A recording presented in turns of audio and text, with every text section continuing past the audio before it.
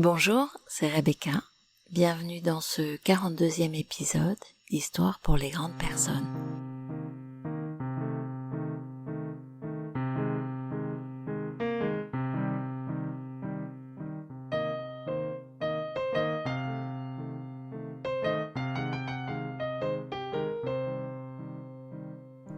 Fin de l'été, restons sur « Il y aura toujours une autre occasion, un autre ami, un autre amour, une force nouvelle.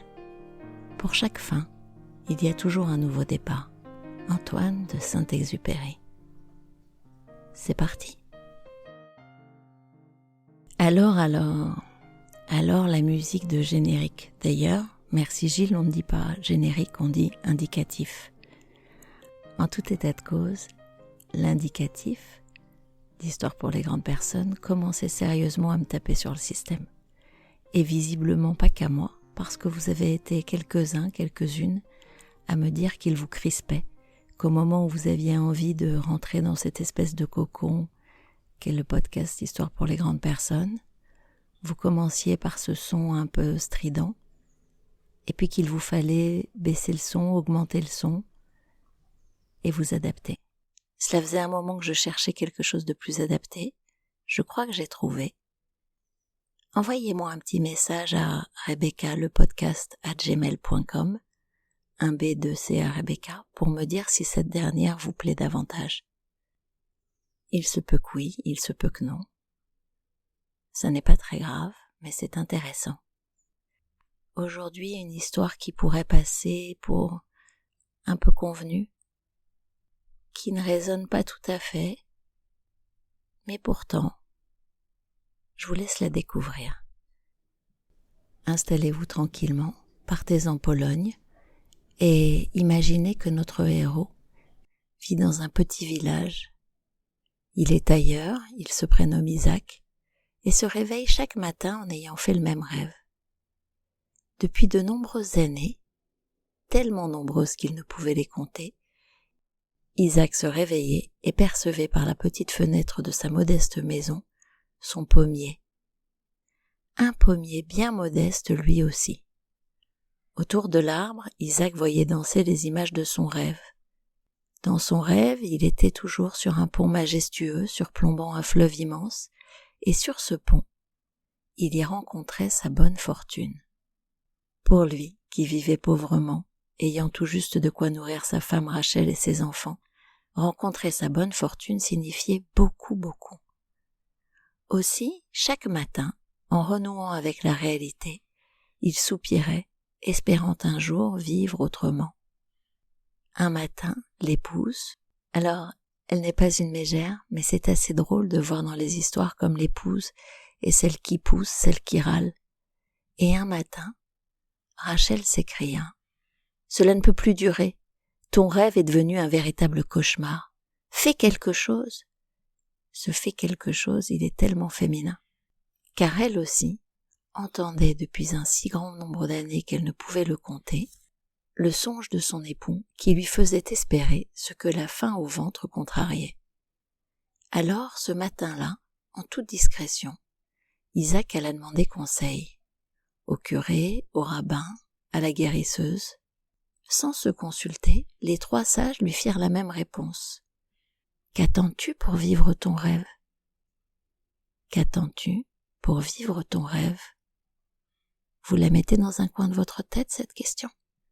Le lendemain, Isaac ouvrit les yeux, s'étira, et sans un mot, il se prépara. Dans son balichon, il mit 2 oignons, une miche de pain. Il embrassa sa femme, ses enfants, puis leur dit « Je pars vivre mon rêve, bénissez-moi mes aimés. » Il partit, traversa des montagnes, des vallées, des monts enneigés, des plaines givrées. Il avança, entrant dans les villes, les parcourant sans relâche, l'une après l'autre, à la recherche du fleuve, espérant voir le pont. Il traversa des frontières, ne sachant plus vraiment où il se trouvait, tant son ignorance du monde était grande. Lui, qui ne connaissait que son petit village des Carpates, découvrait un autre monde. Enfin, un jour, il découvrit une grande ville.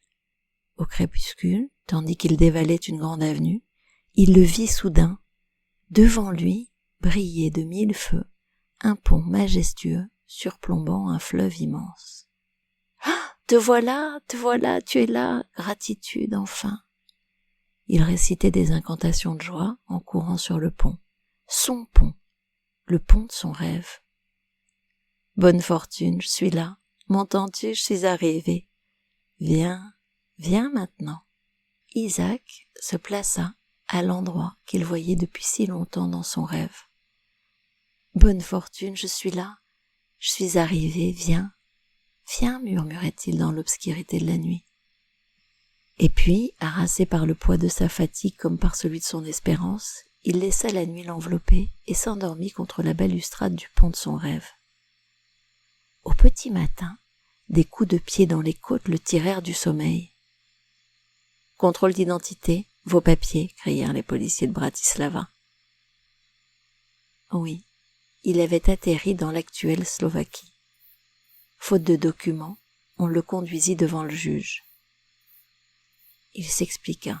« Juge, je ne suis pas un voleur, je ne suis pas mal intentionné. Je suis venu pour le pont de mon rêve. »« Un pont, un rêve ? De quoi parles-tu » clama le juge. « Vois-tu, juge, depuis un si grand nombre d'années que je ne peux les compter, je fais toutes les nuits le même songe.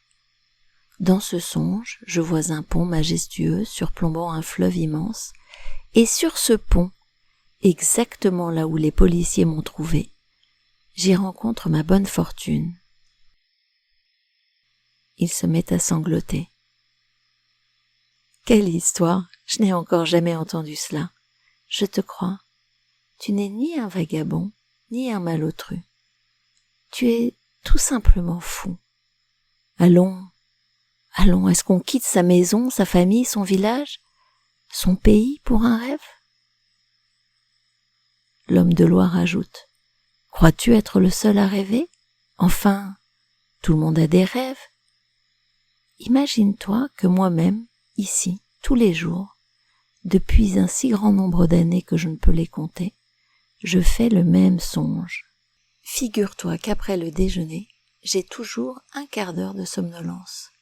Alors je cache mes yeux avec ma main, je baisse la tête, et comme tout le monde croit que je suis très intelligent et que je réfléchis beaucoup, on ne me soupçonne pas de piquer un petit somme. Figure-toi que je vois depuis un si grand nombre d'années que je ne peux les compter, une modeste maison avec une toute petite fenêtre devant laquelle se trouve un pommier. Entre les racines du pommier, il y a un magnifique trésor.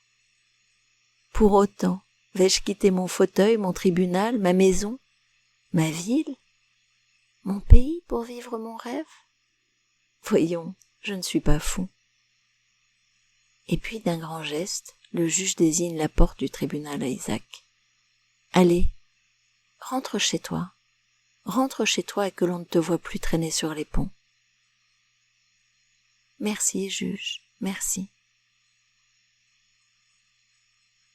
Vous avez la chute. Il partit en sautillant, les yeux brillants, retourna à son bonheur, à sa petite maison avec son pommier, son épouse.